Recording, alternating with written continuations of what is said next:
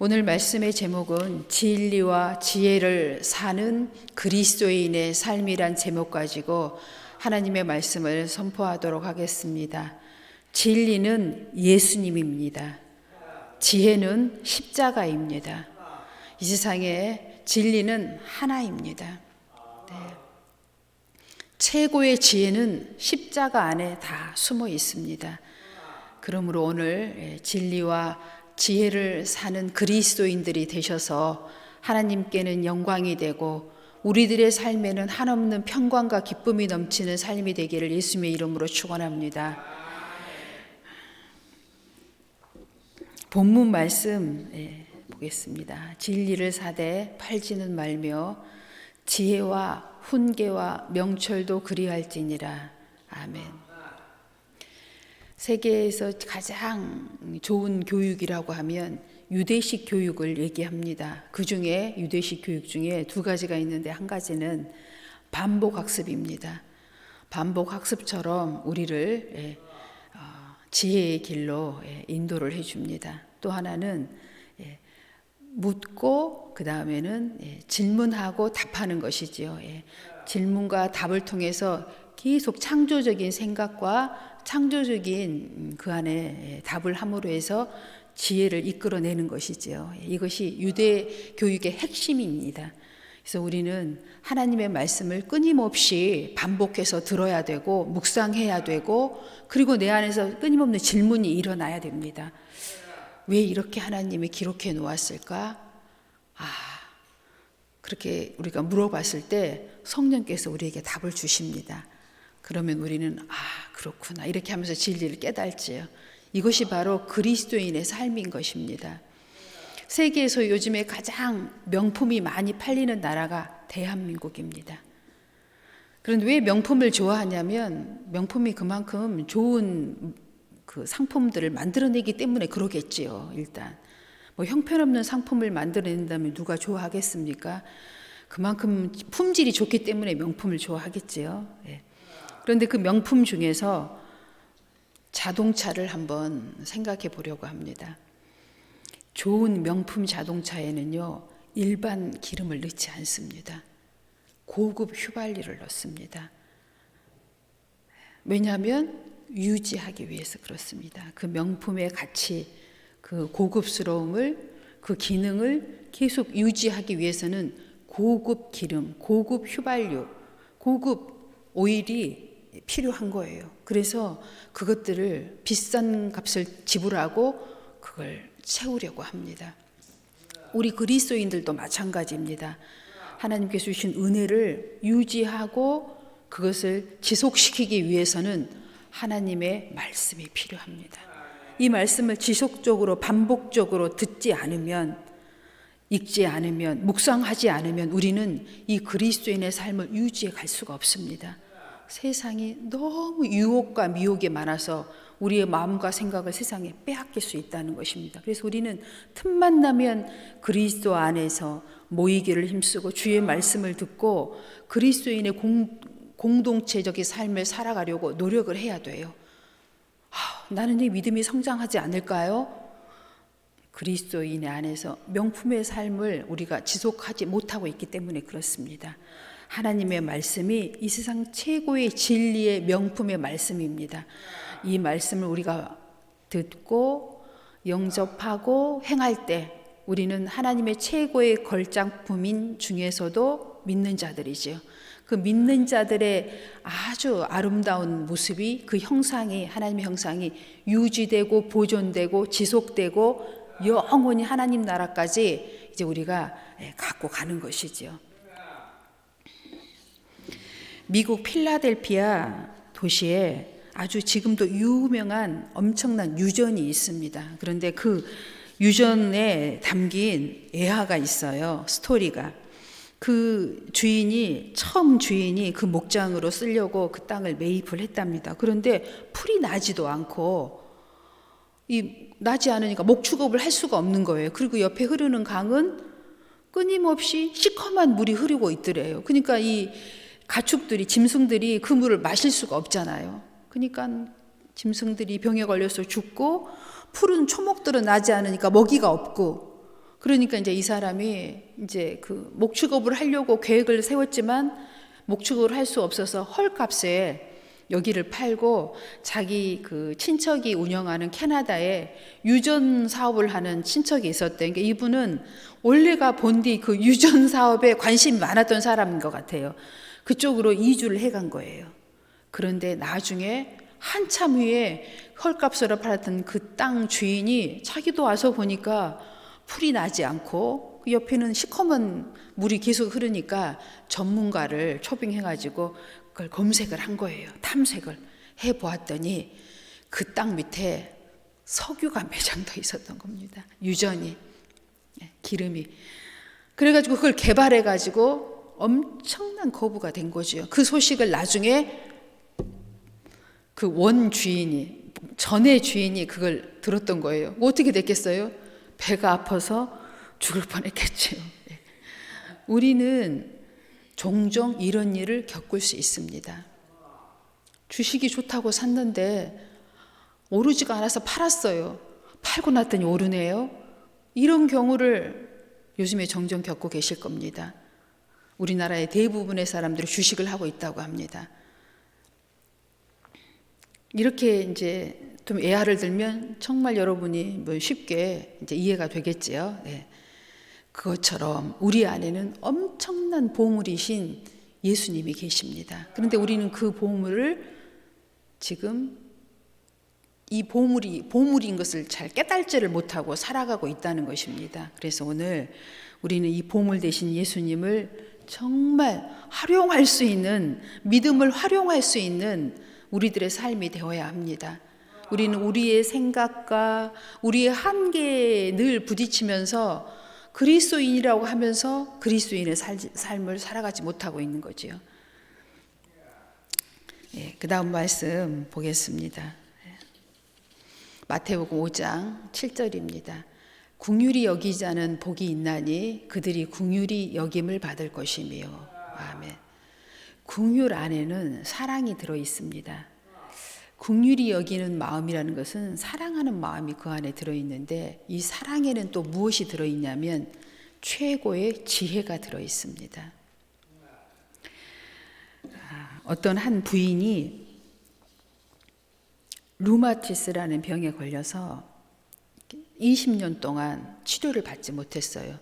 정말 우리는 이 땅에서 그 병명은 알고 있지만 치료받지 못하고 있는 병들이 치료받는 병보다 훨씬 더 많습니다. 사실은 불치의 병을 가지고 살아가고 있는 분들이 엄청 많아요. 이 루마티스는 엄청난 고통 중에 하나입니다. 이 마디가 계속 통증이 오고 몸이 막 부으면서 그 염증을 일으키는 거죠. 그러니까 막 이게 막 허리며 뭐 이렇게 뼈 마디에 이거보다 루마티스라고 하는데 이 병에 걸린 분이 치료를 받지 못하다가 교회에 나와서 예수를 믿고 치료를 받게 됐습니다. 그 은혜가 너무 커서 이분은 자기 삶의 대부분을 이렇게 이제 기도와 신앙생활로 계속 유지하면서 살고 있는데 이분이 이제 하는 일이 조그마한 이렇게 가게를 하나 이렇게 운영하고 있는 분이에요. 그런데 자기 손님 중에 늘 단골로 오시는 분이 직장암에 걸렸다고 합니다. 그 소식을 자기가 듣고는 그 아픈 자의 마음은 아픈 사람이 또 알잖아요. 아파. 너무 자기가 그 마음을 이해가 돼서 하나님 앞에 이 사람을 놓고 중보 기도를 하기 시작한 거예요. 직장암에 걸렸으니 그 고통이 또 얼마나 심하겠습니까? 장에. 그래서 이 사람이 금식하며 기도하기 시작했어요. 그러니까 남을 위해서 이렇게 중보 기도를 한다는 게 결코 쉬운 게 아닙니다. 하나님의 십자가의 그 긍휼과 사랑의 마음이 없으면 할 수 없는 거죠. 그래서 이분이 이 긍휼의 마음을 가지고 기도를 하기 시작했는데 교회 가서 계속 이분을 위해서 기도하는데 느닷없는 하나님의 음성이 들리더라는 거예요. 네 아들이 사기를 당했다. 네 아들이 사기를 당했다. 아들을 위해서는 기도를 하나도 한 게 없고 지금 그 나의 고객 직장암에 걸려서 고통받고 있는 그분을 위해서 하나님께 치료해달라 기도하고 있는데 너의 아들이 사기를 당했다. 자기는 정말 뜬금없는 뭐 음성이 계속 들려서 이게 마귀의 소리인가 이렇게 하면서 계속 기도를 했다는 거예요. 그런데 이제 며칠이 지나도록 이렇게 기도를 하는데 하나님께서 환상을 보여주셨어요. 어떻게 해요? 이 직장암에 걸린 이 고객이 그 직장의 모습을 보여주면서 그 자갈과 같은 모래, 자갈이 섞여 있는 그 이물질이 쑥 이렇게 배관을 통해서 빠져나오는 것을 보여주시더래요. 그래서 이 사람이 이제 치료받겠구나. 그리고 또 계속 기도를 하는데 그것들이 변해서 물이 돼가지고 맑은 물로 쑥 빠져나오는 것까지 자기가 하나님께 환상을 보고 이제 이 사람이 완전히 치료받겠구나 이렇게 이제 생각하고 집으로 돌아왔는데 자기 아들이 아파트를 계약했는데 사기를 당한 거예요. 잘못 계약을 쓴 겁니다. 그래가지고 수억 원을 사기를 당한 거예요. 그런데 하나님께서 내 아들이 사기를 당했다 하시는 말씀을 이제 그때 이제 깨달은 거죠. 기도 도중에. 남을 위해서 중보를 했는데, 궁휼한 마음을 가지고 중보를 했는데, 불쌍히 여기는 마음을 가지고 중보 기도했는데 하나님께서는 나의 문제를 해결해 주셨다는 거죠. 그 아들이 사기당한 이 아파트 계약권을 하나님께서 다 해결해 주시고 덤으로 보상금까지 상대편에서 그 중개인을 통해서 받게 되었다는 것입니다. 그래서 이분이 이제 교회 와서 간증을 했겠죠. 당연히 이 큰 일을 그분을 전도했을 뿐만 아니라 가정에도 이렇게 좋은 일이 일어났다고 간증을 해서 이렇게 간증에다 올려놓은 거예요. 긍휼히 여기는 마음을 가진 자가 하나님께 은혜를 받는 것이죠. 이 긍휼은 곧 지혜를 얘기하고 있습니다. 우리 주위에 누군가가 어려움을 당했을 때 그를 위해서 기도하는 것, 이것처럼 지혜로운 마음이 없는 것입니다. 그 다음 말씀 보겠습니다. 디도서 2장 1절로 3절의 말씀입니다. 오직 너는 바른 교훈에 합한 것을 말하여 늙은 남자로는 절제하며 경건하며 신중하며 믿음과 사랑과 인내함에 온전하게 하고 늙은 여자로는 이와 같이 행실이 거룩하며 모함하지 말며 많은 술의 종이 되지 말며 선한 것을 가르치는 자들이 되고. 아멘. 먼저 준비한 말씀을 먼저 전하고, 우리나라 고려시대에 고려장이 있었습니다. 아시죠? 근데 이 고려장이 왜 생기게 됐냐면 병자호란 이후에 이 원나라가 우리나라에게 해년마다 곡식과 노예들을 바치게 했어요. 그러니까 한 해 농사를 지어도 다 빼앗기는 거죠. 그러니까 먹고 살 것이 없는 거예요. 그러니까 나이 늙은 부모님들이 안 돌아가시면 항아리 같은 큰 항아리가 있었어요. 거기에다가 그냥 죽기도 전에 넣어서 먹을 것을 좀 잠시 먹을 수 있는 음식과 함께 넣어서 그 매장을 시킨 것이 고려장입니다. 근데 그 배경은 그래요. 그러니까 먹을 것이 없도록 우리나라가 그렇게 가난했어요. 고려 말기에 원나라가 쳐들어와서 완전 나라가 식민지가 된 거죠. 우리 그 조선 말기처럼.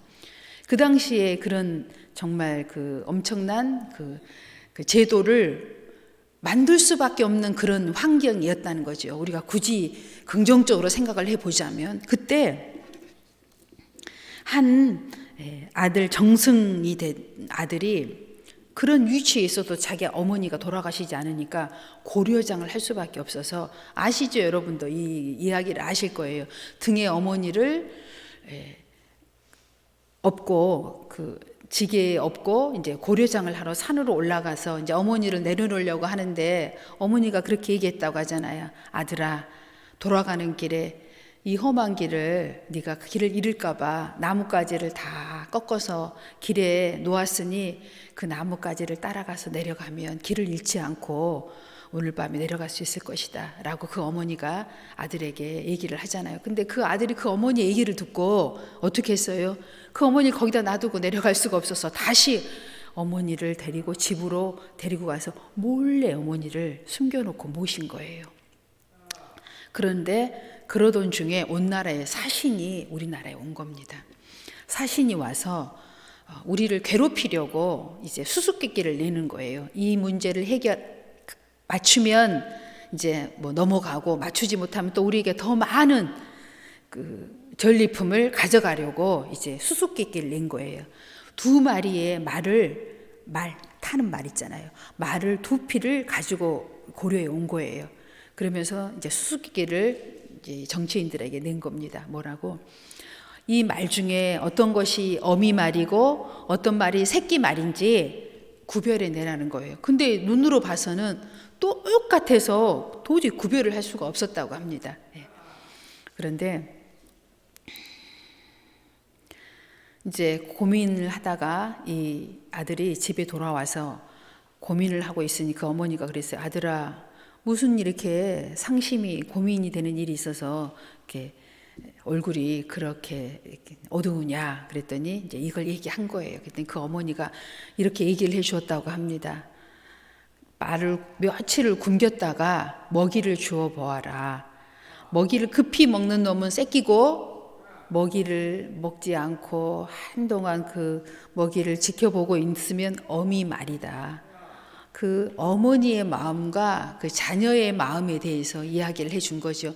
그래서 그 어머니가 준 지혜를 가지고 간 거예요. 가서 그대로 했어요. 말을 며칠을 굶긴 다음에 먹이를 주었더니 정말 아니야 다를까 옆도 앞도 보지 않고 막 먹이를 먹여대는 것은 새끼고 그 떨어진 먹이를 이렇게 눈치를 살살 보면서 하나 두 개씩 주워 먹고 있는 건 어미 말이더라는 거예요. 그래서 그것을 원나라의 사신에게 이야기했더니 어떻게 알았느냐 그래서 내 늙은 어머니의 지혜로 이렇게 이제 알게 됐다고 얘기를 했다고 합니다.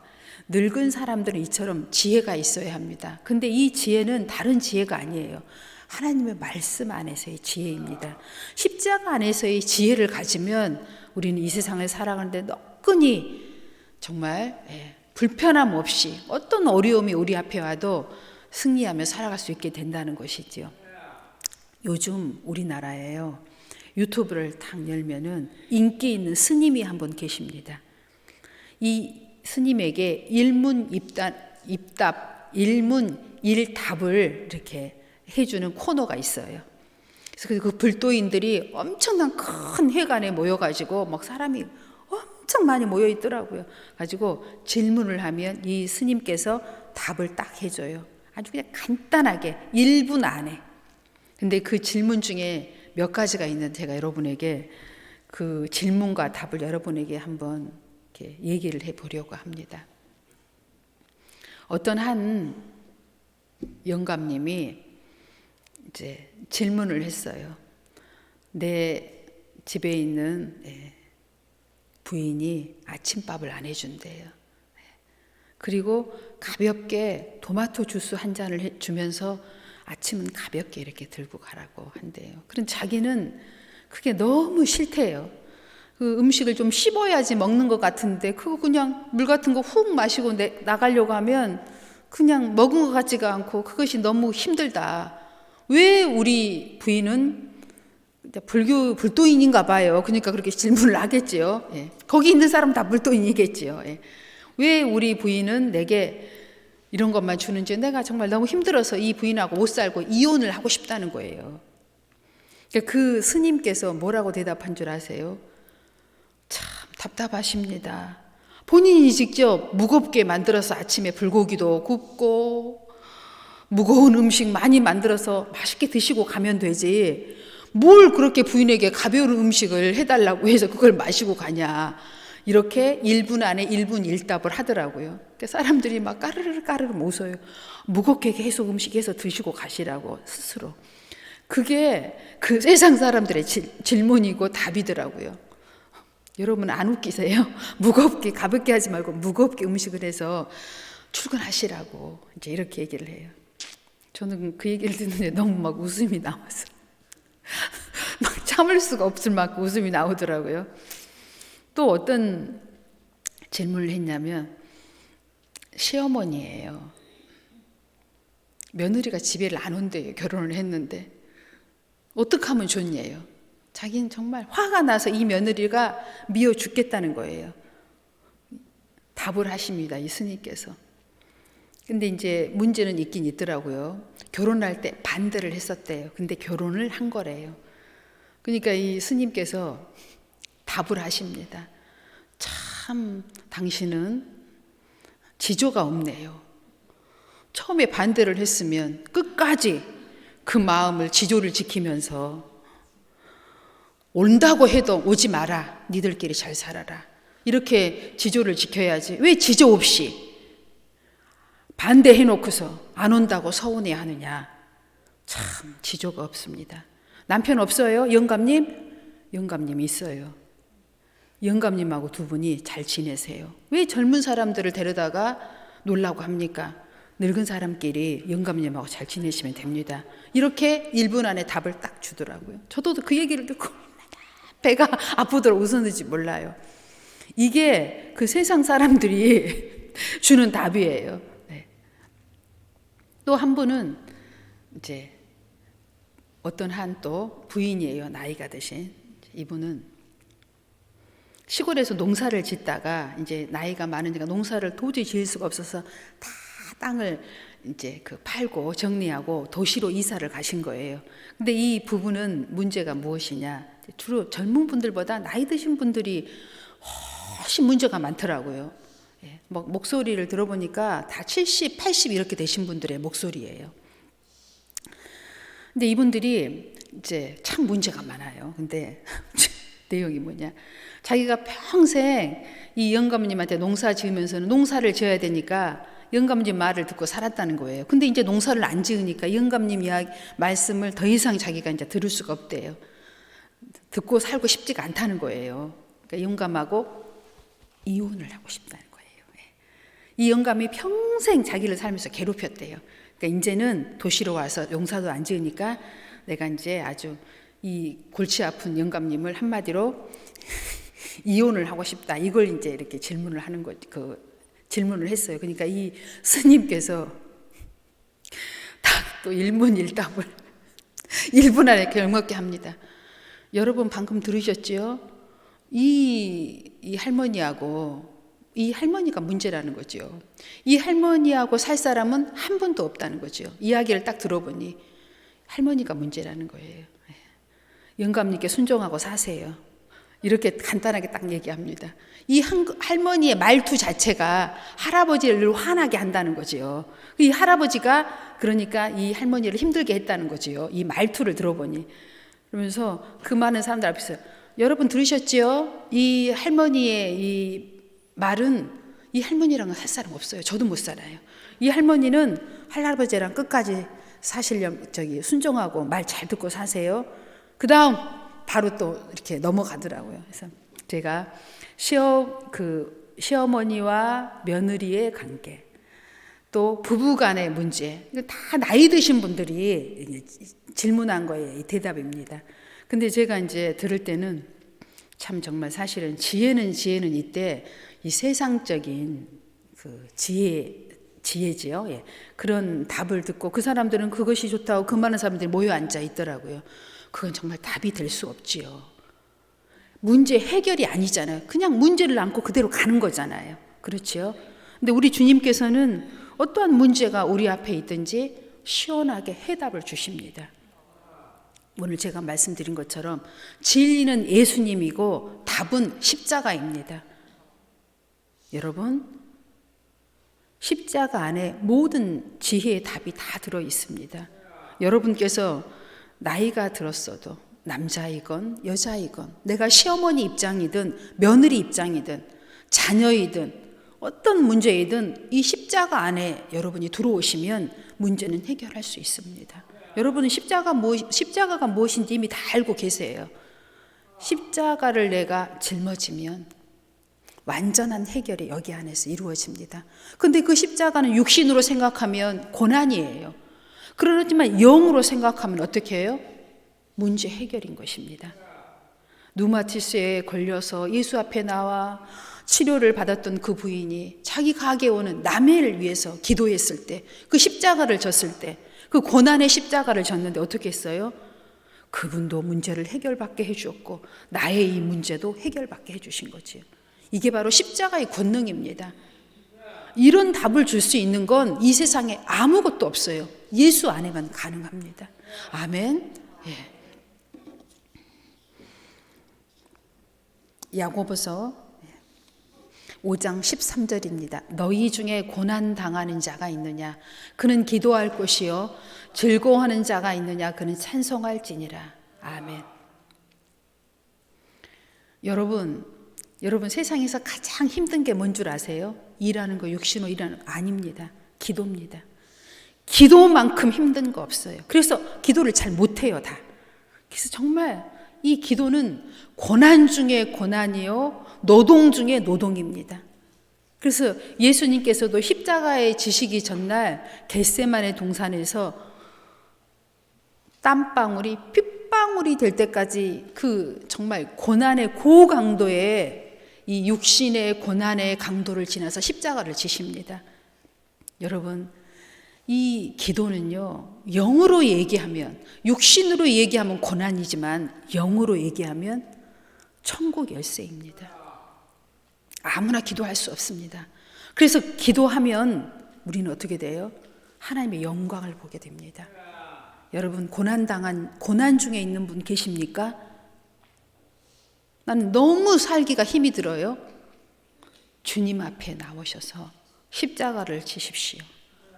고난의 십자가, 기도의 십자가를 지십시오.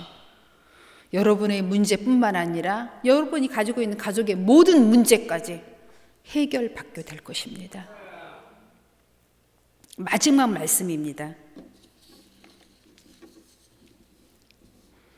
골로새서 2장 14절로 15절의 말씀입니다.